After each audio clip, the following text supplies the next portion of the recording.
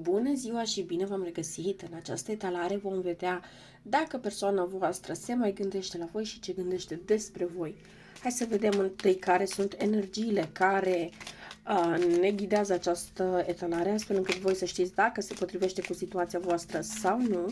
Și vom vedea înainte de toate situația dintre voi și persoana voastră, astfel încât voi vă puteți da seama întâi după situație, apoi după descrierea persoanei, dacă se potrivește. Bun.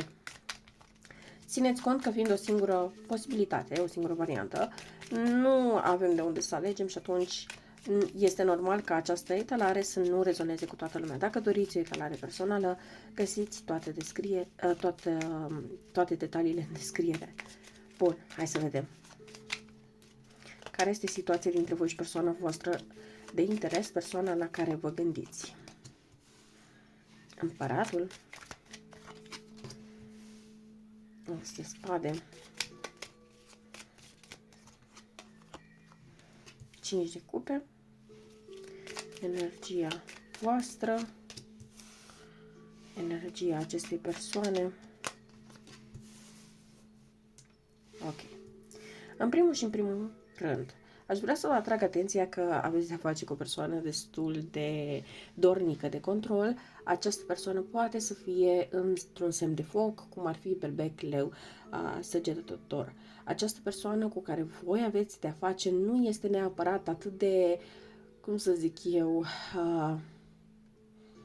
drăguță și liniștită. Îmi pare mai degrabă o persoană foarte autoritară, o persoană care dorește în orice moment să dețină controlul. Această persoană vrea să decidă în ce direcție merge relația, cum trebuie să vă comportați cu ea, cum trebuie să faceți diferite lucruri în diferite circunstanțe. Este ca și cum această persoană nici măcar nu acceptă faptul că voi puteți avea o opinie diferită față de aceasta și nu cred că se referă doar la decursurile relației, ci pur și simplu în general. S-ar putea să vă treziți că această persoană nu ține cont de voi, nu ține cont de ceea ce aveți voi de spus, se face că vă ascultă și nu vă ascultă, dar în cele din urmă vă dați seama că acționează efectiv cumva invers.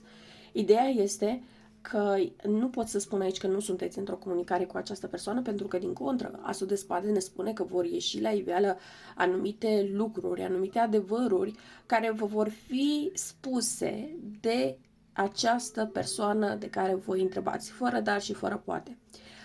Ideea este că unii dintre voi ați putea spune, da, noi încă suntem în separare, încă nu comunicăm și așa mai departe. Dacă nu ați comunicat încă, această persoană se pregătește să inițieze comunicarea și o va face relativ curând, de la 5 până la 7 zile din momentul în care vizionați etalarea, mai exact. Deci, da, pentru voi poate să fie pur și simplu faptul că Moș Nicolae decide să vă aducă o comunicare cu această persoană, dar eu v-aș sugera să fiți pe poziții, pentru că modul în care intervine această comunicare nu este foarte amical, nu este hai să vedem de unde rezolvăm problema, ci este mai degrabă arătarea cu degetul. Deci, uite, ai făcut asta, uite, tu mă superi cu asta, uite, nu-mi convine la tine asta. Dar întotdeauna această persoană este cea deranjată. Nu este ca și cum această persoană spune, da mă, uite că am greșit și vreau să îndrept asta. Nu, această persoană nici nu vrea să întrebe măcar de ce vreți voi de fapt de la această conexiune, ce așteptați voi de fapt de la această conexiune, ce așteptați voi de fapt de la această persoană să facă și cum se poate modifica, cum își poate schimba comportamentul astfel încât și voi să fiți mulțumiți, pentru că aici mi se pare că sunt niște discuții legate de niște, ar putea să fie idealuri pe care le are această persoană, dar această persoană nu prea pare să fie atât de conștientă de dorințele voastre, de ceea ce sperați voi să obțineți. Nu-mi pare că are nici cea mai vagă idee în legătură cu asta. Cu 5 de cupe sunt regrete, aceste regrete aș spune că sunt și de o parte și de alta, referitor la cum s-au gestionat anumite lucruri, dar nu, cum să zic, în aceeași măsură nici nu e vreunul din voi care să dea înapoi la ceea ce a spus. Deci, pe de o parte, vă pare rău că s-a ajuns aici, dar pe de altă parte, dacă ați avea ocazia să dați timpul înapoi, până la urmă tot așa ați face sau chiar un pic mai rău, aș putea spune, pentru că aici există un fel de furie care nu cred că este manifestată în mod explicit, dar această furie cumva vine de la faptul că voi și această persoană nu reușiți să ajungeți pe aceeași lungime de undă. În ceea ce ține de energia persoanei voastre, dată fiind de As de bâte, încă o dată este destul de clar că, da, această persoană inițiază comunicarea.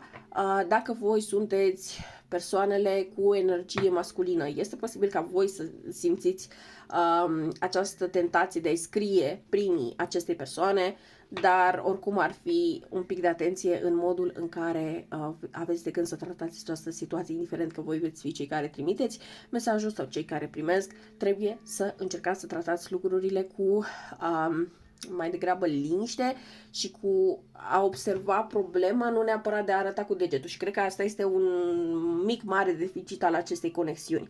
Energia voastră, pe de altă parte, este dată de spânzuratul, ceea ce înseamnă că voi vă luați tot acest timp pe care îl aveți de unii singuri pentru introspecție, pentru a vedea exact situația așa cum este și pentru a lua o decizie. Aici nu consider că voi ați luat încă o decizie definitivă de a rămâne sau de a continua cu această persoană, de a merge spre un pas în plus în această relație sau de a părăsi definitiv. Deci nu mi se pare că voi sunteți foarte, foarte deciși, încă sunteți în stadiul vostru de pauză, de a vă aduna puterile, cumva simțiți și că este inutil să luați o decizie acum și atunci voi vă păstrați energia practic. Hai să vedem dacă această persoană se gândește la voi și cum anume.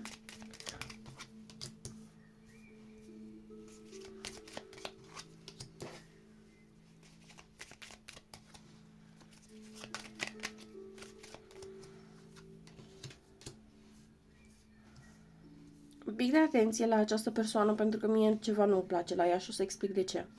În energia lunii și a șaptelui de cupe vedem o energie de confuzie, o energie de informații care nu sunt oferite complet, care nu sunt cumva transmise foarte bine și aici este posibil ca această persoană să aibă intenția să vă transmită anumite informații care sunt date cu jumătate de măsură pentru a vă induce în eroare. Ce vă pot spune aici este că este bine să aveți grijă la anumite tentative de, hai să zic așa, capcane ale acestei persoane și nu văd să fie neapărat într-un sens sau altul, dar ar putea ca această persoană să ducă discuția în anumite, hai să zicem, direcții, ca unii dintre voi să fiți tentați să spuneți niște lucruri care cumva nu ar trebui spuse, nu știu exact despre ce este vorba aici pentru fiecare, dar cam asta ar fi ideea. Dar sunt niște informații pe care această persoană vrea să le afle, are nevoie să le afle, nu știe cum să discute altfel și atunci preferă să ducă cearta și disputa în acea direcție. De asemenea, un pic de atenție pentru că aici, cu 7 de spade și 3 de cupe, eu aș zice că această persoană are tendința de a vă urmări pe rețelele de socializare, deci un pic de atenție, tot ceea ce postați, tot ceea ce se întâmplă acolo, pentru că nu este ca și cum această persoană stă liniștită și mai vreți să fiți foarte, foarte atenți cu cavalerul de bâte la faptul că da, această persoană se gândește la voi fără dar și fără poate, dar un pic de atenție pentru că pentru unii dintre voi această persoană poate să fie dornică doar de o aventură, doar de a mai petrece puțin timp cu voi, nu neapărat pentru o reconectare în adevăratul sens al cuvântului, nu neapărat pentru o împăcare și totuși voi puteți avea tendința să aveți senzația că această persoană vrea o împăcare de gata cu tot ceea ce presupune, pentru că atât cavalerul de bâte cât și asul de bâte sunt în general cărți de aventură, 3 de cupe este o carte de a se simți bine, dar nu avem neapărat gânduri atât de clare referitoare la viitor. Și nici de partea acestei persoane. Deci da, nici voi nu sunteți foarte deciși ce să faceți, dar și această persoană are tendința cumva de a sugera faptul că vrea să ceva mai stabil și totuși nu gândește neapărat să fie ceva mai stabil. Deci un pic de atenție în legătură cu asta. Bun. Ce trebuie să știți voi chiar acum? 2 de cupe. 6 de pentagrame. Încă se jonglează cu decizia de a continua împreună sau nu. Încă se jonglează destul de mult cu această idee. Voi puteți, Dacă alegeți să dacă vreți voi să continuați neapărat, să știți că puteți face asta, dar nu știu dacă este atât de mult în avantajul vostru și o să explic de ce. Pentru că aici apare cu cavalerul de cupe că ar exista o, cum să zic eu, persoană care este un pic cam gata să comunice cu voi și este gata să intre în viața voastră dacă și voi permiteți acest lucru. În punctul în care această persoană vă face acest pas, voi veți fi în punctul în care să vă gândiți, are sens să mai trag de această conexiune sau nu, vă veți simți pe moment blocați. Un pic de mai mare atenție, de ce? Pentru că unii dintre voi riscați să fiți prinși cumva într-o situație de trio, în sensul în care voi nu sunteți încă deciși dacă să continuați sau nu cu o anumită persoană și în același timp apare o altă persoană care alege să vă curteze și asta va fi un pic dificil pentru voi să gestionați, va fi un pic dificil pentru voi să alegeți în ce direcție să vă îndreptați și asta va duce către foarte multă confuzie și din cauza confuziei pot interveni și niște certuri care au tendința să escaladeze. Dar în afară de asta nu pot să zic că văd foarte multe, cum să zic eu, lucruri sigure în această conexiune. Tot ce vă pot spune este că decizia este la voi. Tot ce vă pot spune este că da, urmează să fiți contactați de încă o persoană. Zodiile pe care le văd cel mai mult în această etalare sunt 2 secunde. Fecioară, leu, berbec, pești cu spânzuratul. 2 secunde. Ar putea să fie și scorpion și rac. Dar berbec, leu, săgetător, zodii de foc în general și zodii de apă. Sau puteți să fiți zodii de foc cu zodii de foc, sau puteți să fiți zodii de foc cu zodii de apă, în fine.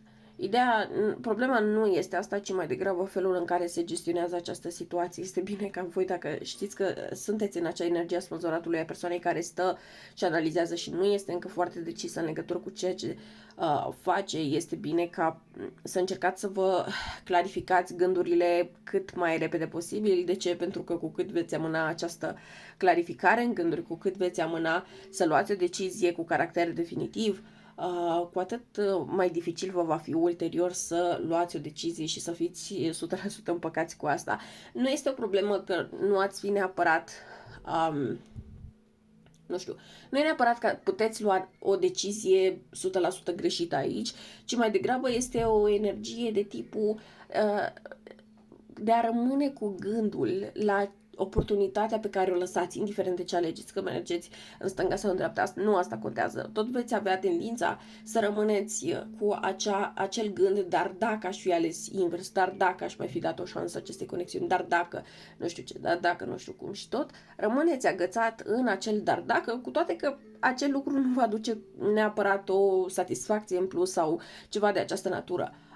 Deci este bine să începeți să vă gândiți destul de serios, să luați o decizie, este bine să procesați fiecare lucru care s-a întâmplat și să analizați, dar nu rămâneți blocați acolo, pentru că văd că, mai ales cu nebunul la baza pachetului, nu o să aveți foarte mult timp de gândire, este mai degrabă o energie care vă determină să acționați destul de rapid și mai ales energia acestei persoane care este ca și cum vrea să afle răspunsuri cât mai repede, vrea să taie și să spânzure cât mai repede și nu este foarte mult timp de a vă aduna, de a vă recalibra absolut deloc, nici cu această persoană, nici cu persoana nouă care apare în viața voastră, da? Deci ideea voastră până la urmă ce faceți și eu cam atât am avut de spus pentru voi. Sper că vă este utilă această etalare și să ne revedem cât mai curând. La revedere!